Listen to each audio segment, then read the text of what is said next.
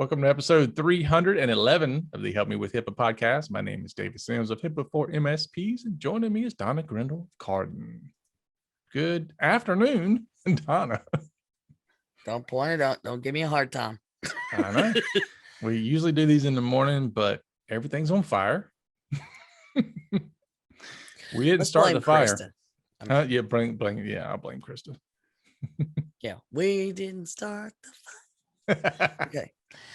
Yeah, so I said to Donna, I was like, my next job in my next life, I want things that won't catch on fire.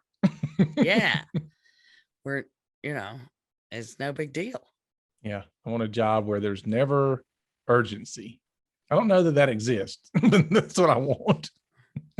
I don't know. I like it in Key West where you go and they say, well, we'll pick you up to go on the fishing trip tomorrow morning. Mm-hmm. That means sometime before 1 p.m. tomorrow afternoon. Yeah. Yeah. That means after 11:30, but before happy hour. Mm-hmm.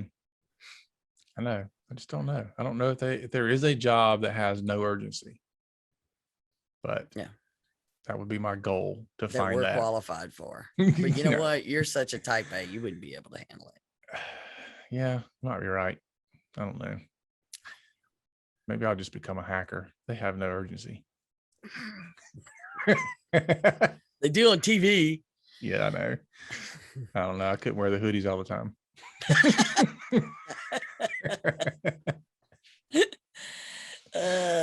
All righty. So let's get into it today. HIPAA boot camp. Any thing to announce there? Pretty much doors are closed, maybe. Yeah. Yeah, it's I'll let somebody in this week, but ooh, see there.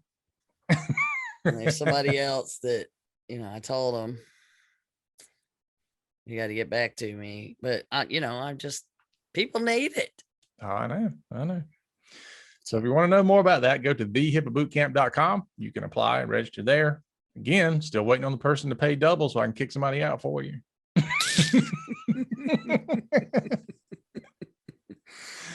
Hey, there you go. Anyway, thanks for listening to today's show. Please sure to share it out to your favorite peoples online, and just share to people you don't like.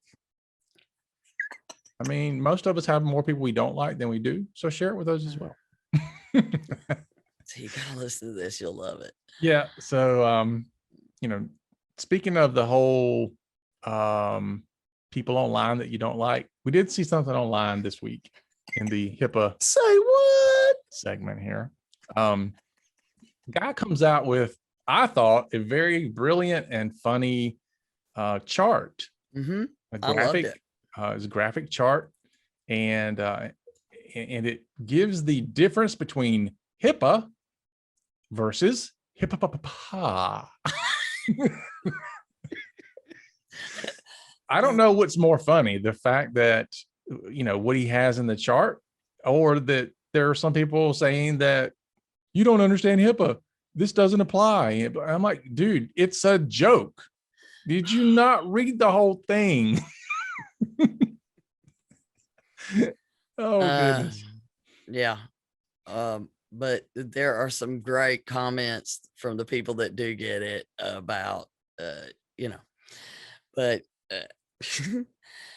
what do you think? We go through what, I guess line by line, because he's got two columns, and he's got HIPAA, Health Insurance Portability and Accountability Act, and the other column is HIPAA, Health Information Privacy Protection Act. Yeah, which, honestly, I was like, sounds pretty good.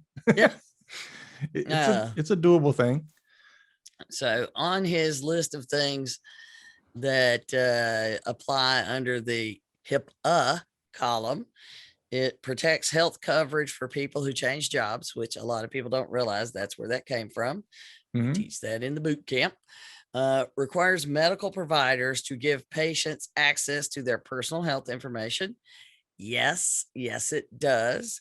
It requires medical providers to protect the privacy of health information. Indeed, it Mhm. does. And it was passed by Congress and signed into law by President Bill Clinton in 1996. It is a real law.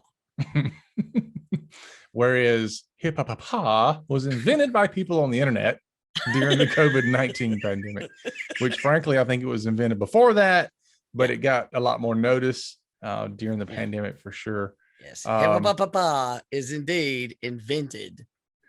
Yes, but we should point out we just covered what HIPAA covers, but let's point out what HIPAA actually covers. So HIPAA actually prohibits stores and restaurants from asking for proof of vaccination. HIPAA also prohibits stores and restaurants from requiring you to wear a mask. And then lastly, HIPAA prohibits anyone from asking you for any health information for any reason. Oh, and it does require medical providers to protect the privacy of health information. Yes, they both require that. So even the made up version of HIPAA requires medical providers to protect the health information. And the most important thing about HIPAA, it's not a law. It doesn't exist. It's not. Hey, look, it's on the internet. It exists. If I saw it on Facebook, it's got to be true. It's funny because I actually created a t-shirt that says, if it's on the internet, it's true. And then you know how you see a quote and then at the bottom kind of right-hand corner is who wrote the quote? Yeah. So the bottom right-hand corner says Abraham Lincoln. If it's on the internet, it's true. Abraham Lincoln. Yeah. Yeah, and as in this, where many people didn't get the joke, I'm going to go with people don't get the Abraham Lincoln part of the joke either. You would be surprised how many people have read that and they go, seriously, what's on the internet is true? That's what you believe that? I'm like, did you not read who the quote was from? It's the same thing. People read just as much as they want to read, and then they formulate their opinion, which is why just reading headlines or the first paragraph of something is dangerous. I know. It's like there's things I would love to talk about, but I hadn't had time to read all the details. Mm-hmm. Which means if you don't know all the details, don't talk about it. There are so many headlines that if you read all the details, there's so much more to it. Yeah. All right. So we will put this graphic in the show notes so you can check it out. You might want to even put it somewhere within your place of work. Yes. Share it with your organization, particularly with the people that want to tell you what HIPAA. Yeah. If you're one of those stores or restaurants that people say you can't do these things, then post this and you can just point to it. You are correct. This is a HIPAA violation. Which is not a law. Yeah. You know what, though? A really great idea for somebody, though, would be to purchase a website that people can file HIPAA complaints. We should help me with HIPAA. We do have that. Yes, that's right. Because people can't spell. I know, I always tell people this is the name of my podcast. You can, just search for my name or look for Help Me with HIPAA. And if you can't find it, you're spelling HIPAA wrong. Yeah. Well, as of today, even if they spell it wrong, they'll still find it. Hallelujah. But we do have an actual HIPAA thing on HIPAA Say What episode segment. Yeah, it's another HIPAA failure, and guess where, of all places on the planet, it could possibly happen? In the Atlanta area. It involves Stone Mountain. I want to see somebody do some research on the number of HIPAA problems from all organizations in the country versus those within Georgia. It has to be the leading state for HIPAA violations. I can't. I don't have any anecdotal evidence to the contrary. Georgia comes up more often than any other state when we're talking. Yeah. which is funny because that's where you live. Look, I have a good business for where I'm located. I know. It's like, Yes. clean up your own backyard, Donna. I know. This one, I'm like, when I saw it, I'm like, seriously? Well, we talk about all the time that you can have violations, you can have HIPAA violations, you can have breaches of medical data, and it not be digital. And we talk about securing paper records, but Yes. apparently in some places of Georgia, you can find medical records on the side of the road. I mean, they have a picture, and it's literally piles of boxes that are just crushed, and it's like a pile of trash. Yeah, but Even has the turned over chair next to it. so the person from the TV station, Justin Gray, is the reporter.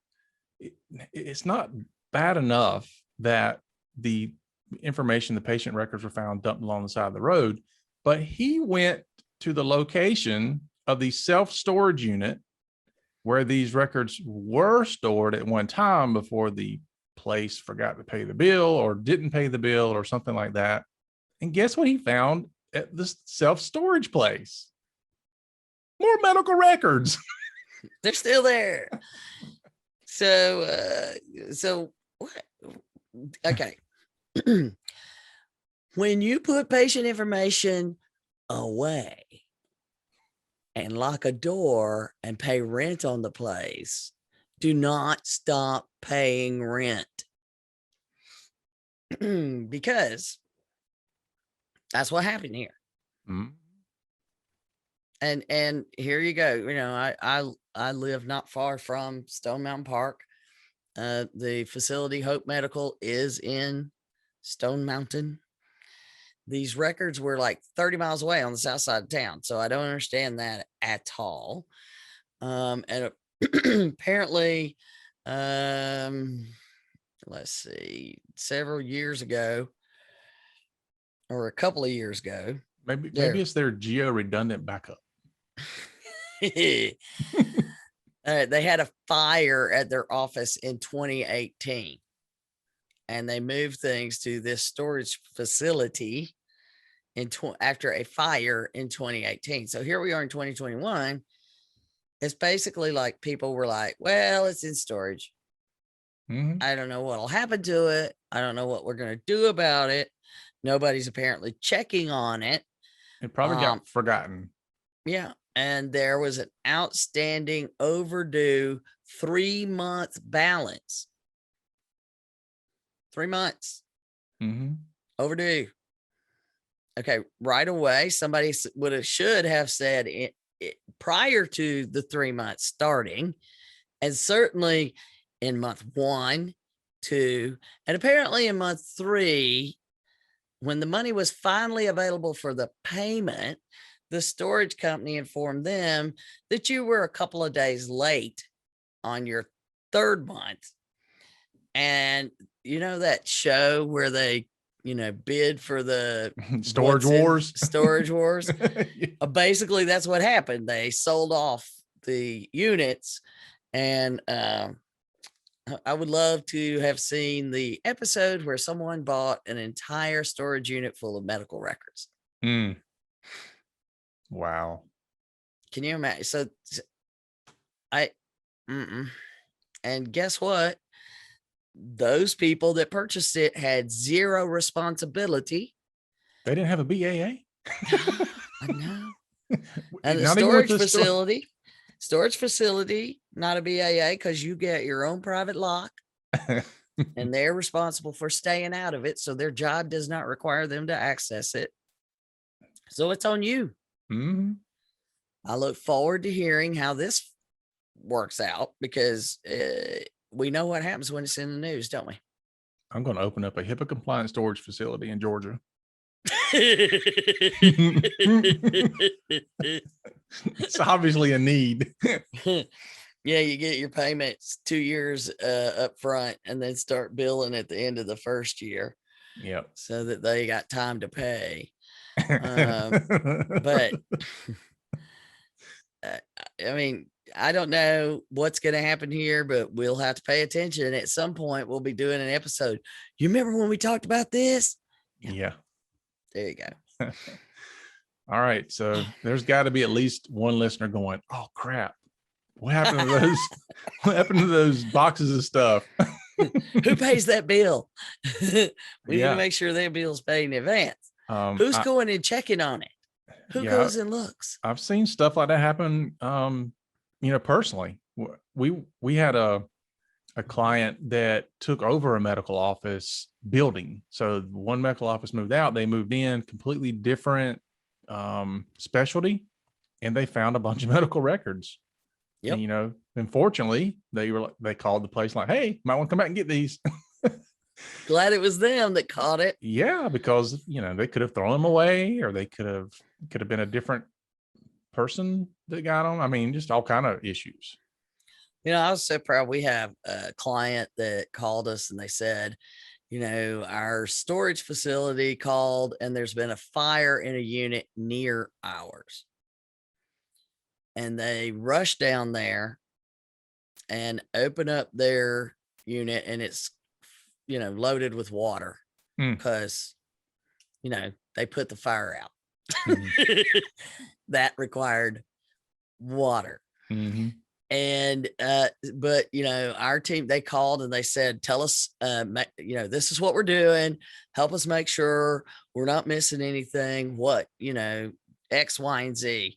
And they had an individual there guarding their paper storage, pulled it out and guarded that paper storage, even though it was soaking wet, until they could get a recovery company that signed a BAA to come and help deal with the soggy paper.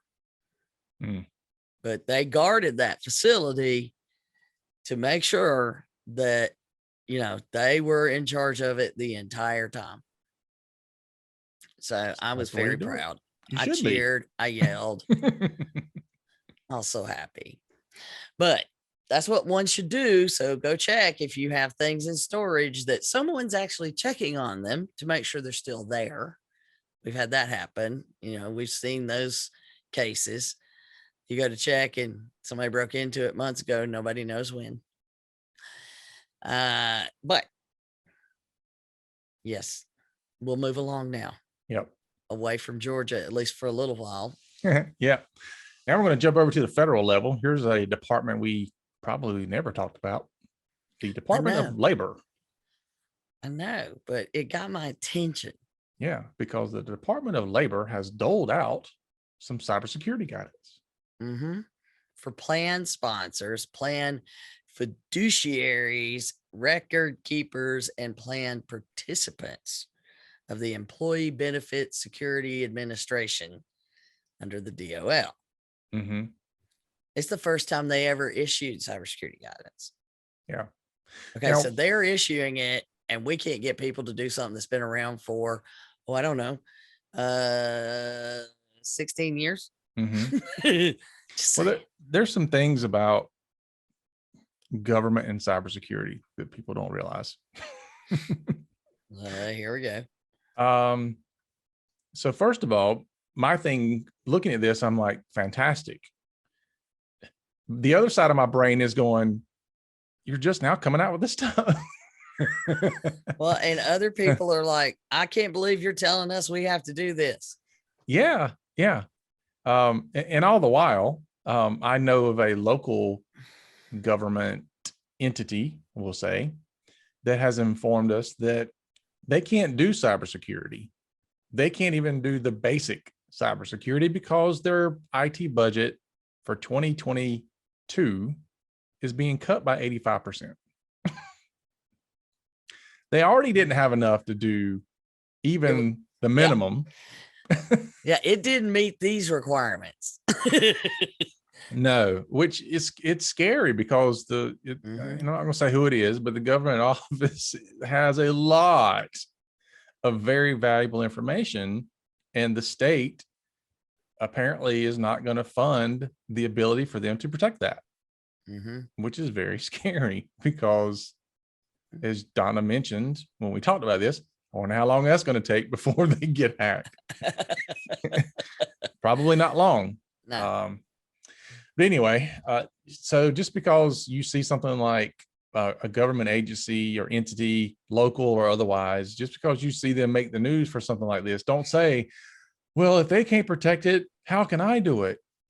Because there's a good possibility they're not doing as much as you think they are. Yeah. So if it's private business, it's on you Mm-hmm.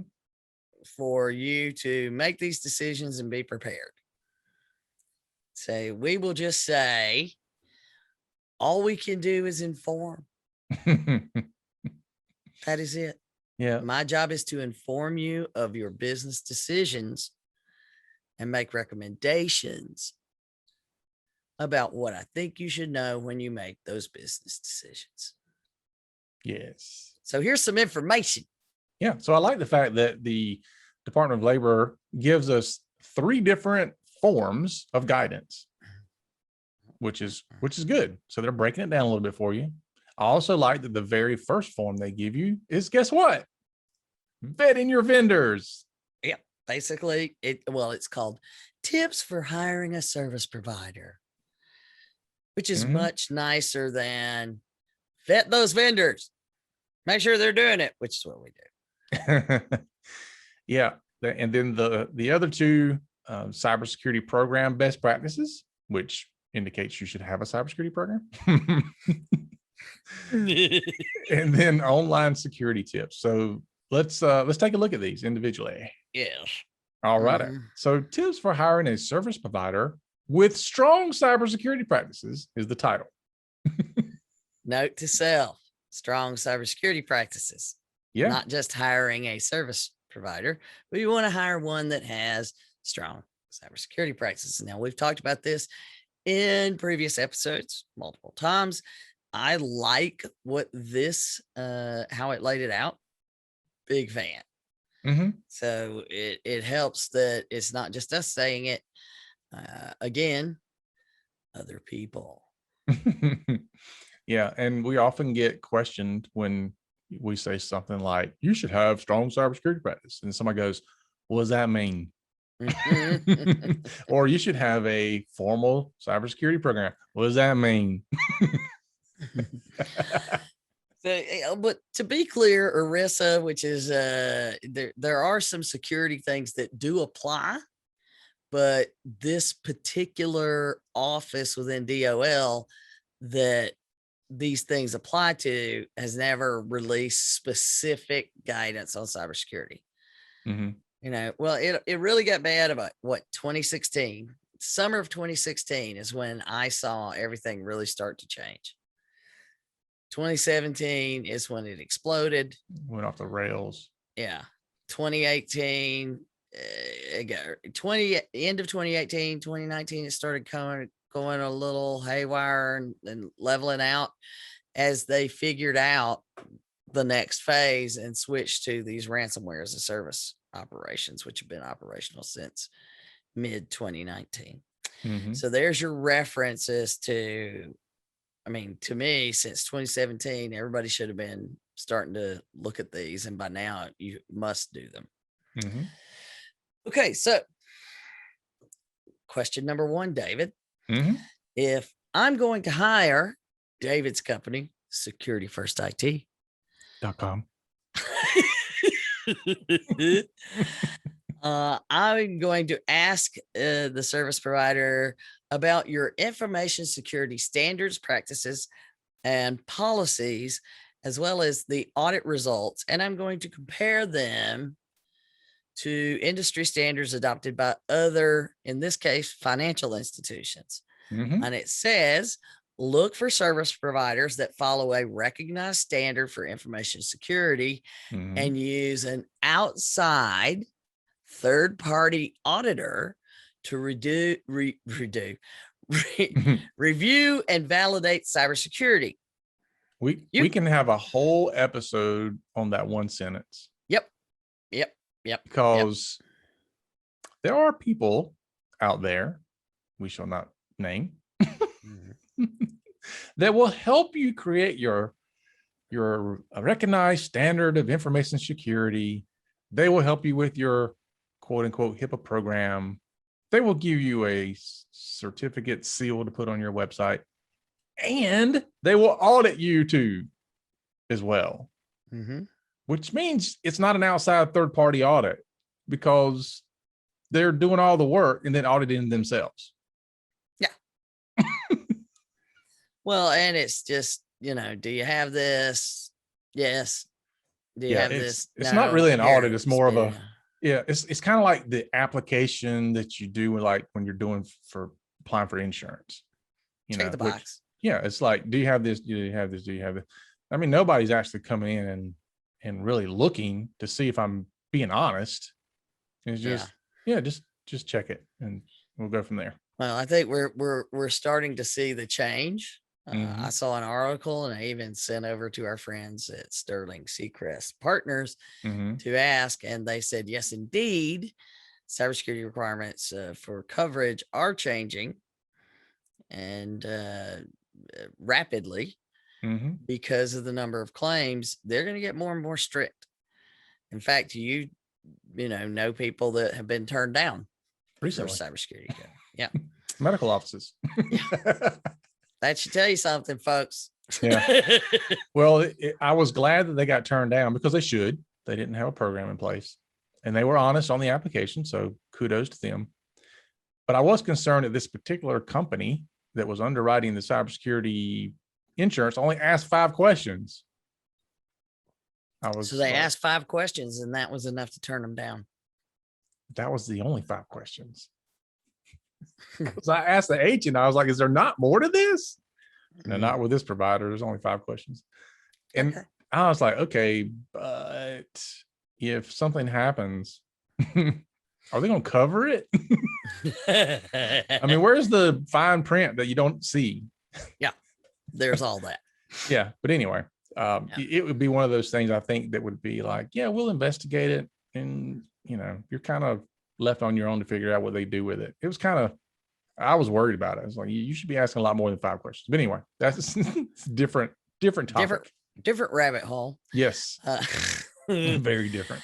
All right. So David, what information security standards, practices, policies, and audits and all of that do you do? I use best practices in the industry. That is not an acceptable answer. But that's what everybody says, right? I know. We're just sharing with you. We use industry best practices. What does that mean?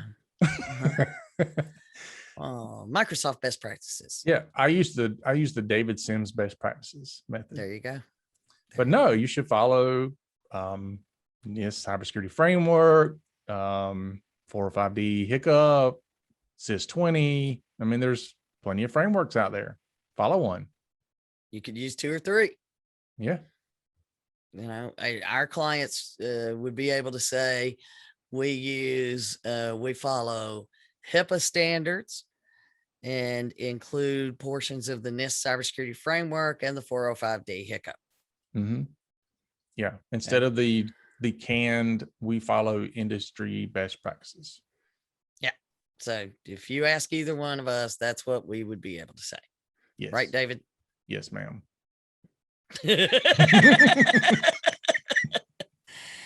As the service, this one's particularly good in reference to the previous note. Ask the service provider how it validates its practices and what levels of security standards it has met and implemented. Look for contract provisions that give you the right to review audit results demonstrating compliance with the standard. That's confidential information, ma'am. Yep. Heard that one before. What about if they say they're SOC 2 compliant, David? That has nothing to do with this. Yeah. Well, the thing about that, not just that, but any kind of compliance, some of them have what's called a scope. Actually, probably all of them have a scope. And that scope may not include what you're asking about. For example, we'll take PCI for just an easy one. So payment card industry, you're taking payments.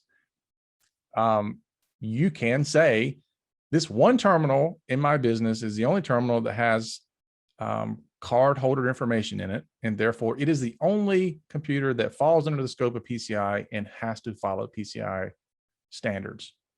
Mm-hmm. So if you say, are you PCI compliant? They could say yes, but it doesn't mean they don't have a mess everywhere else except for that one computer. It's beautiful and shiny.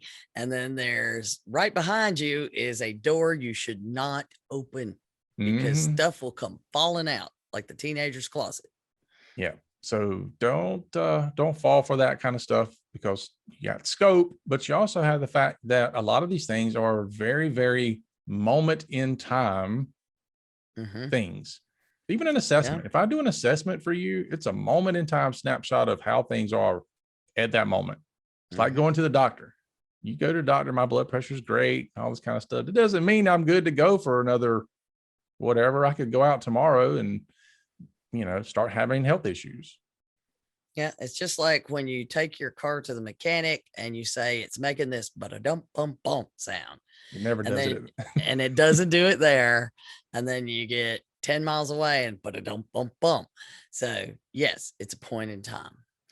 And I will say, if somebody tells you that they're high trust certified, they're SOC certified, they're any of those things, you want to see the definition of the scope of the certification and a report of findings from their audit. Yeah. And that's it. And if they email it to you unencrypted, that's a warning sign. Just saying. So if they tell you that, ask, or if they say we're HIPAA certified, run like the wind.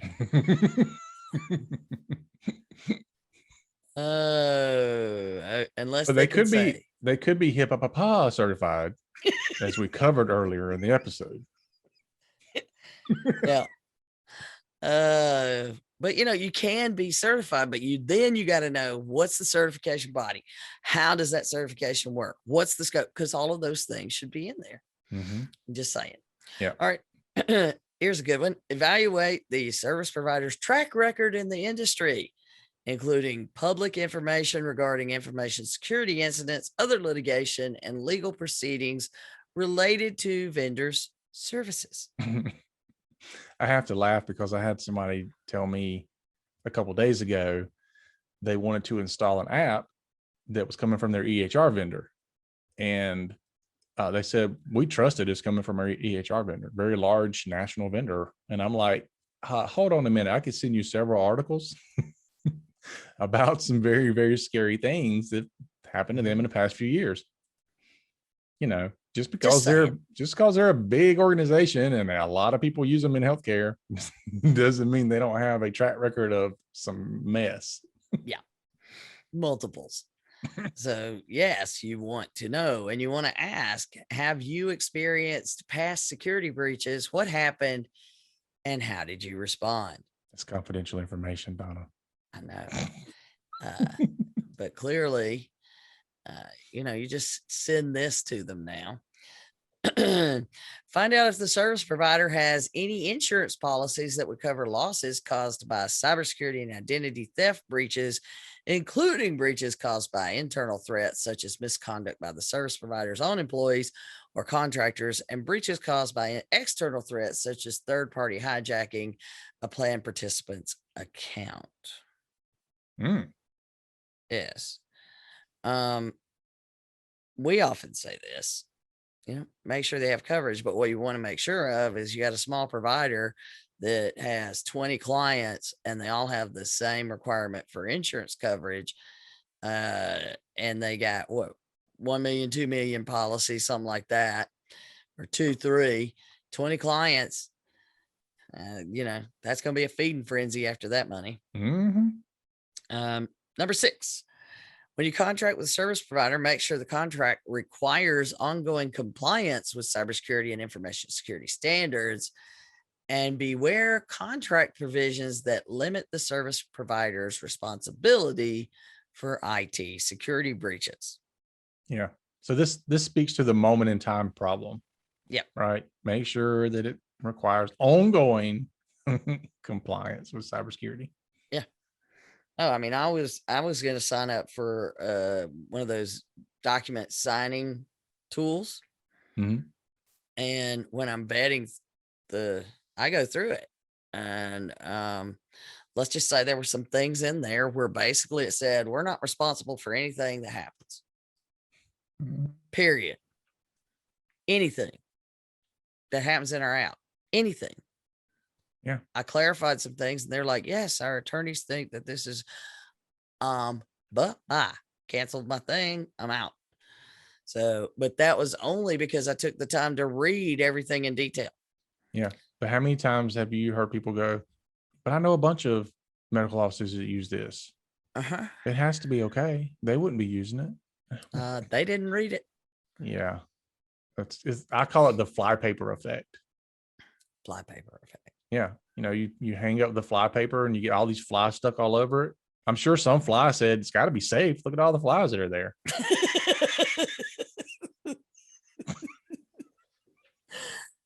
Okay. Moving on. They recommend that your contracts try to include terms in the contract that would enhance cybersecurity protection, such as information security reporting, where you have to get an audit, that they have an audit done and then you get to see it. Clear provisions on the use and sharing of information and confidentiality. Okay. In our world, these are things that go in the BAA, right? So we Mhm. would have that. Notification of cybersecurity breaches in a BAA. Compliance with records retention, destruction, privacy, and information security laws in the BAA. Insurance, which, by the by, we recommend that you put in the BAA. So all of that sounds familiar, does it not? Mhm. It It reminds me seems of like, a comment we made before that at some point it's going to be HIPAA for everyone. And indeed, it looks like it's coming. yeah, there you go. So all of those things sound exactly like what we recommend. And here it is, published by the DOL. And we did not volunteer to work on this document. No, I'm not volunteering anymore. No, I'm full. no. So there you go, on what the recommendations are for hiring a service provider.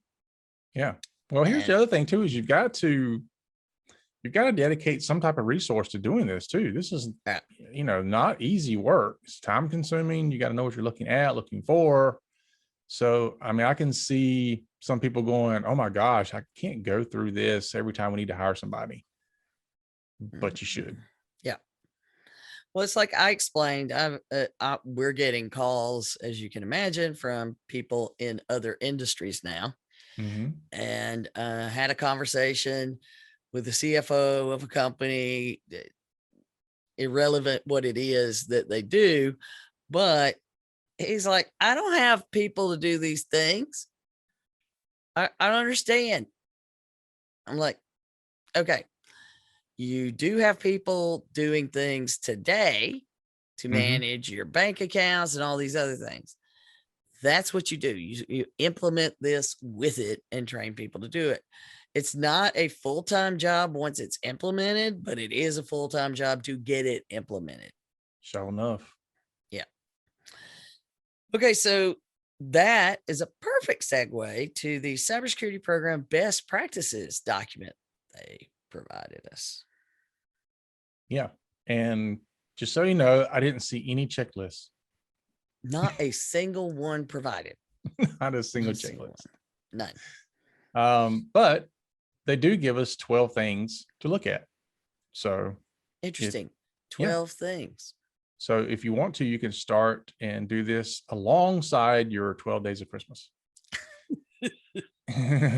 On the So, first day of Christmas, it says a formal, well-documented cybersecurity program. Wow. yep. 'Cause Plans that that's a service lot. providers should, the service providers should have a formal, well documented cybersecurity program. Mhm. And I said to the guy, Well, when you have a formal program, you do this. And he goes, what's a formal program? Well, one where you can prove it. right. That's what it all boils down to. But these things they aren't secrets. When we say a formal, well-documented cybersecurity program, there's ways to do that. And this document pulls some of this information together. It uses some verbiage that we see around HIPAA, such as, protecting the confidentiality, integrity, and availability, of information. And then it goes on to pull some information out of NIST Cybersecurity Framework, which is you should be able to protect things and do stuff like enabling the organization to, and here's a cybersecurity framework, identify, protect, detect, respond, recover. IPDR. Yep. They also add disclose the event as appropriate and then restore normal operations, which I still think is kind of recover. But anyway. Yeah. I think they respond. wanted, yeah, it's all of that. So they kind of threw that out there as kind of secondary, but that's part of your response and recovery piece. But so all of those should be there. So they say that is part of the formal program, should include those things.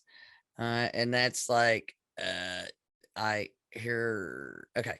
Establish strong security policies, procedures, guidelines, and standards that meet the following criteria. Yeah, they even give you the criteria to meet. Yeah, these will sound familiar. Approval by senior leadership. Review at least annually with updates as needed. Terms are effectively explained to users.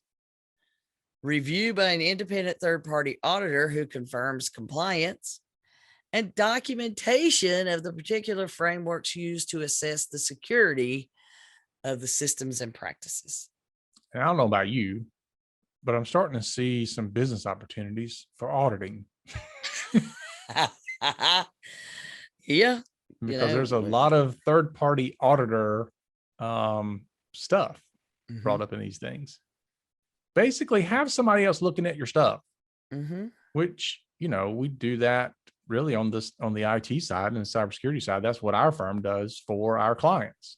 We're looking at your stuff to make sure things are getting done and your program is in place.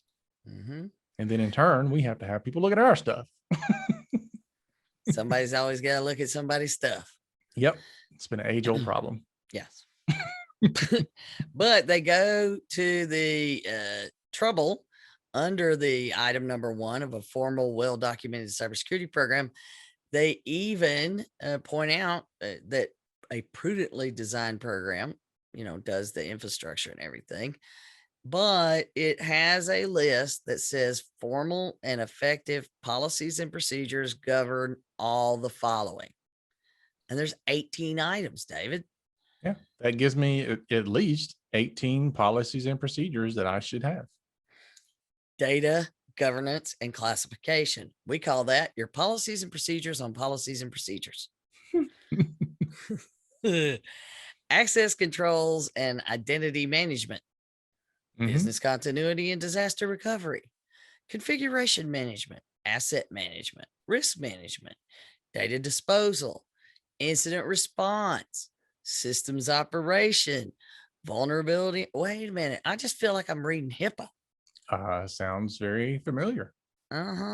System application and network security and monitoring, system application development and performance, physical security and environmental controls, data privacy. Just want to make sure everybody notices. Vendor third-party service provider management, a BA management program. Wait. Consistent use of multi-factor authentication, cybersecurity awareness training. That's right. And encryption to protect all sensitive information transmitted and at rest. Okay, that's it. They're basically saying, HIPAA for everybody. HIPAA for everybody. That's our help me with error thing. I do love that it's 18. Yeah. Yeah, it's quite interesting. but those are the things that should be in your policies and procedures. Yeah. Okay. So of our 12, that's number 1.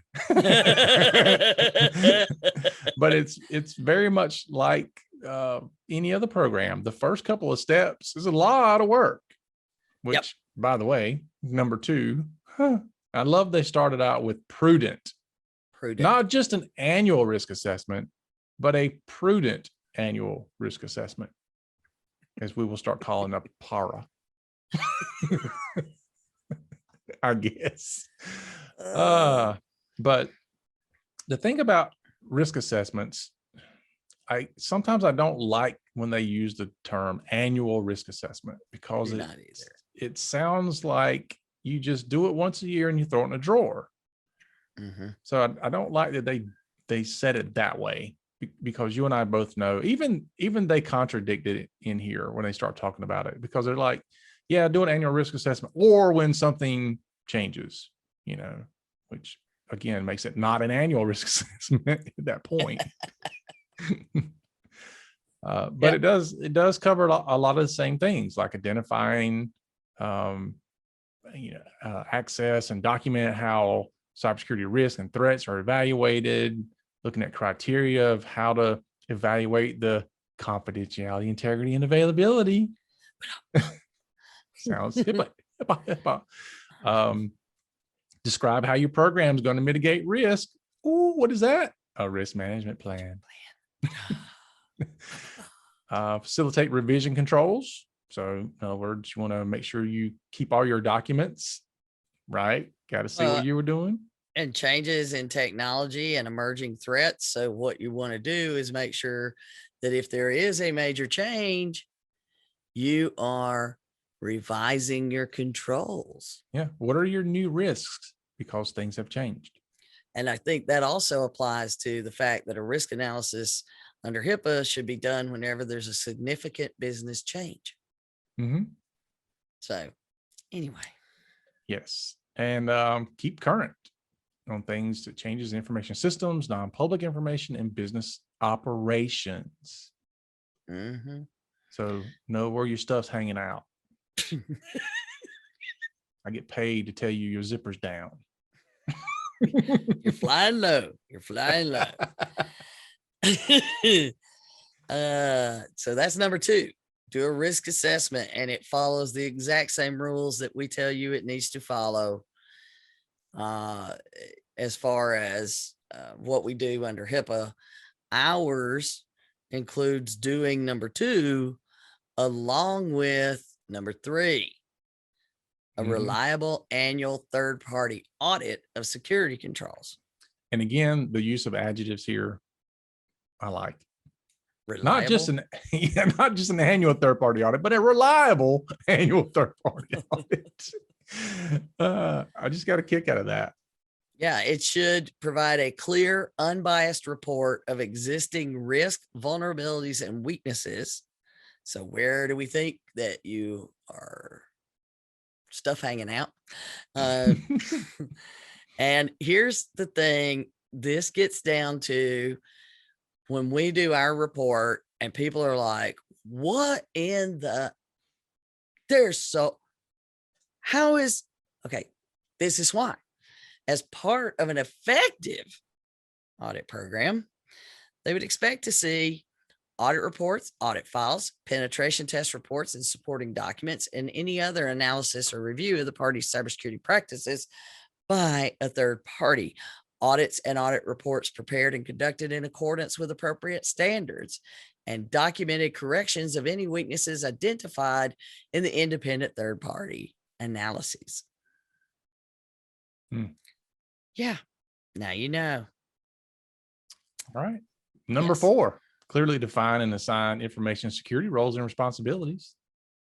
In HIPAA, we call this a privacy and security officer, a compliance officer, or whatever. They do mention things like, CISO and stuff like that.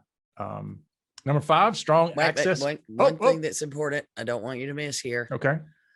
That it says that the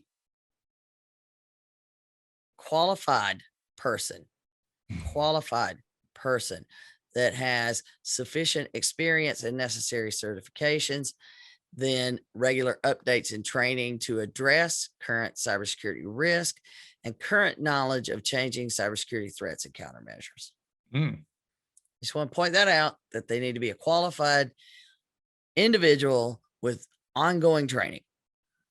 So it would be somebody that would probably have to go to the HIPAA boot camp. Yeah. Okay. It certainly wouldn't be somebody that had the HIPAA 101 training that the rest of the company had, and they're in charge of it. It's just Moving a along. 30-minute video, Donna. 30-minute video. Yes, and now I'm in charge of the entire company's privacy and security program, and that's what I've learned. Too many times we see that. Okay, Yeah. so back to your strong access control procedures. Just reminds me of this doctor who said, we live in this HIPAA world. And I'm like, didn't you just tell me 5 minutes ago you had a data breach that you didn't know you had to report? Okay, just pointing that out there, doc. They think they live. You don't know what you don't know. Yes. So yeah, strong access control procedures. Yeah. That These are all the things we're used to seeing.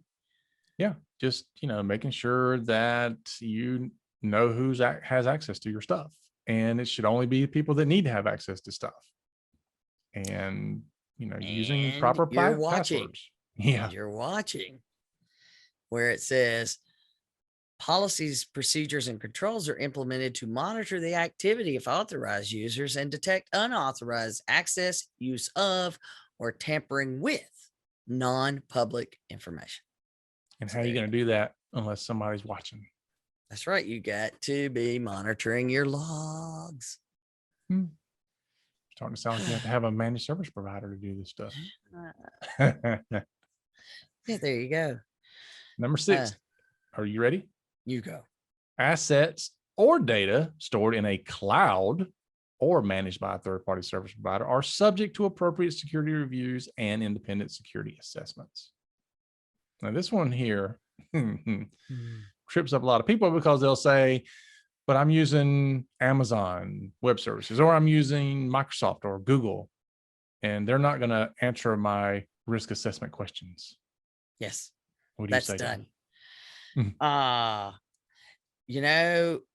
If you talk to, what was it? Capital Data that had their breach on Amazon is used to having to deal with people misconfiguring things and having data breaches. It's not like they never happen. You have to do them properly. And that's why they include in here your best practices when evaluating these things require a risk assessment of the providers. We evaluate where are the risks, defining minimum cybersecurity practices for the providers, and periodically assessing service providers based on potential risk. When we go in and everybody says, and I know you've heard this too, our EHR is in the cloud. We don't have to worry about HIPAA. Wrong. Wrong. Totally wrong. So yeah, that you can't just do that. You can't, the wrong is the answer. The put it in the cloud and you never have to worry about it is incorrect. Put it in the cloud and it's less cumbersome to worry about for small providers is, I think, a more fair statement of what they should be seeing it as. You concur? I do concur. I would also say that, again, you need to assess that because there's things called private clouds. Yes. Private clouds tend to be in data centers that could be smaller, maybe even local. And sometimes you don't realize what the provider of that local data center can and cannot do when you have something happen. Yes, it's late in the game for this, but boy, do I have a story on that. I'm going to try to get a client to come on and talk about that story. It was so interesting that a car accident could shut down something far away for 2 days. I'm just saying. But anyway, let's go on. We're running out of time, but the rest of them are things that we've covered a million times, except for number 8. So number 7, cybersecurity awareness training conducted at least annually and updated to reflect risk identified by the most recent risk assessment. And it does say for all personnel. Yes, everyone, everybody. Be on the lookout for individuals falsely posing as authorized plan officials, fiduciaries, participants, or beneficiaries in emails and all those kind of things. But here's the thing, is it's updated to reflect risk identified by the most recent risk assessment. If I don't have any additional training of my own besides that 30-minute video, then how can it have the things I identified in my own risk assessment? I'm just saying. Which also points to the fact that your security awareness training probably should be changing every year if it's being updated by the most recent risk assessment. Well, you augment it. I mean, certain things don't have to change, but you need to have things that are augmented. You need to have training for your policies and procedures. You don't just have them read it. Okay. I've read plenty of policies and procedures. I couldn't tell you what's in them. Like as soon as I sign them and go to the next page. But anyway, number 8, very important. And they bring it up because many people develop in-house applications and they don't think about this. Please, please, please. If you're developing your own in-house applications using any tools, even scripting in Excel and macros or whatever, you need to evaluate that you have a secure system development lifecycle program, or SDLC. And if you're a software company, you better be nailing that stuff down with the new secure software development framework that NIST has put out, or some other things along that line. Yeah. Now, if you want to replace this, let's say you don't do software development and all that, I would say that you could replace this with just some type of asset lifecycle program. So, or make sure that things, when you say asset, don't leave out software asset. Right. Yep. Software not just assets. Hardware asset. Exactly. Yep. Yeah, because that's what gets people in trouble often, is that people are installing software all the time. The software gets forgotten about. Maybe somebody installs a trial of something or whatever, and it never gets patched. And then there's vulnerabilities. It becomes a hole. You remember when they had the big issues with, what was it, WinZip or something a few years ago? Yeah, I think so. Yeah, and all these people were using all these old versions of that because they installed it at some point. They weren't using it anymore. They never removed it. And now you've got this vulnerability sitting there on your machine that you don't even know about. Yep. Nobody's paying attention. Right. Which then, perfect segue into number 9. If the vulnerability is sitting there you don't know about, it could cause you to need number 9. A business resiliency program. We're a big fan of that because now David can say burp.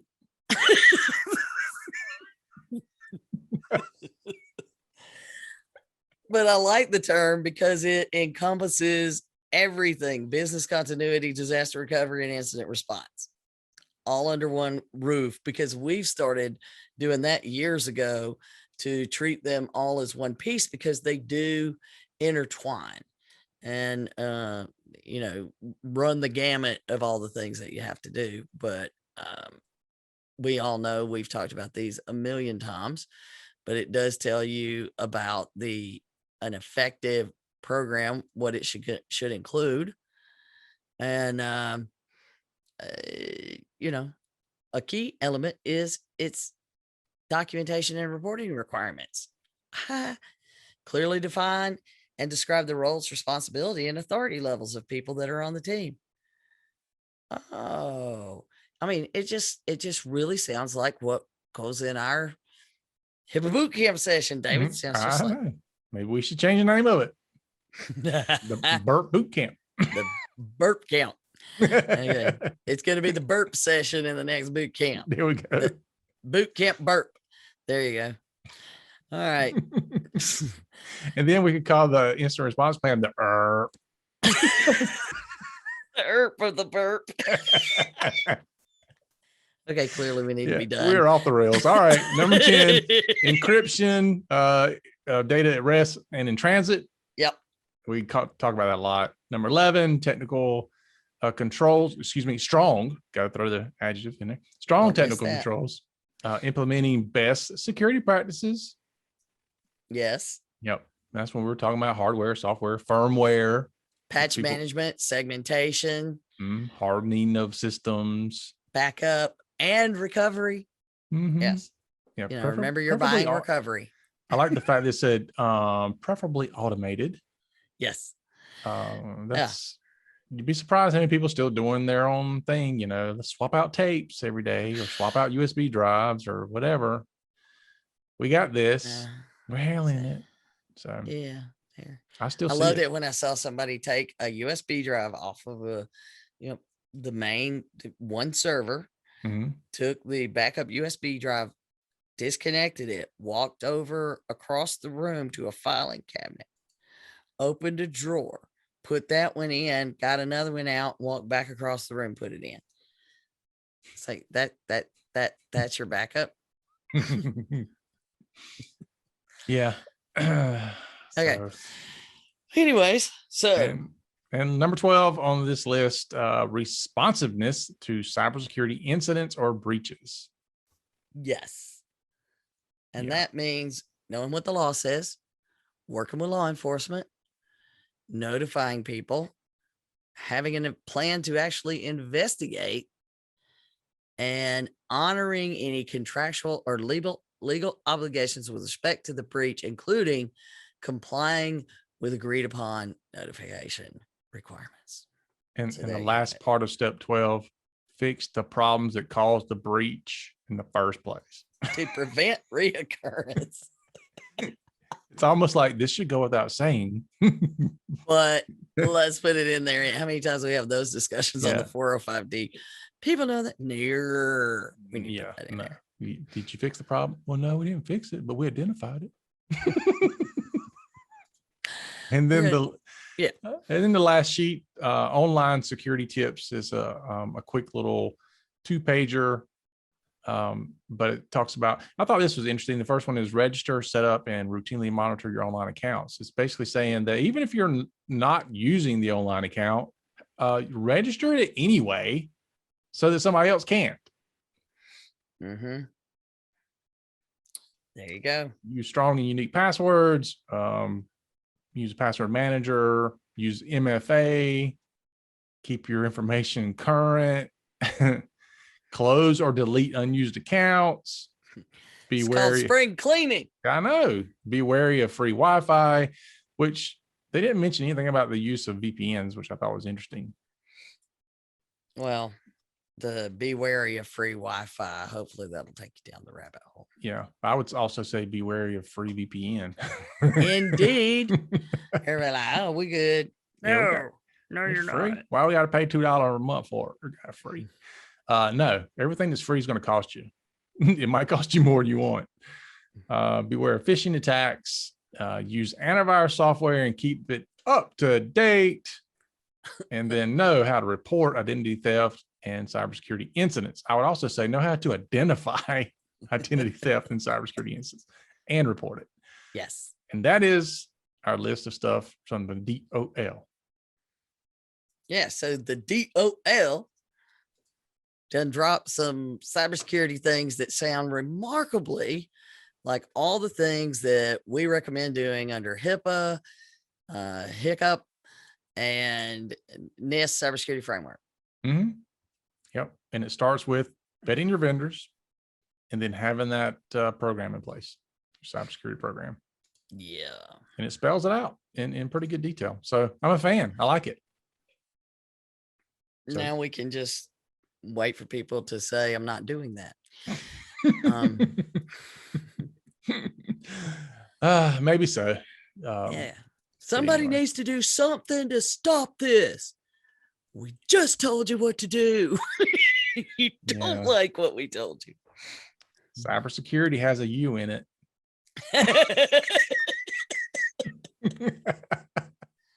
All right, we're done. You can't do cybersecurity without you. We're gonna have to use that one. I know. With an Uncle Sam. Yeah. Cybersecurity. All right. Thanks, folks, for listening. We enjoyed you enjoying us as usual. Remember, for Don and myself, HIPAA is not about compliance. It's about patient care.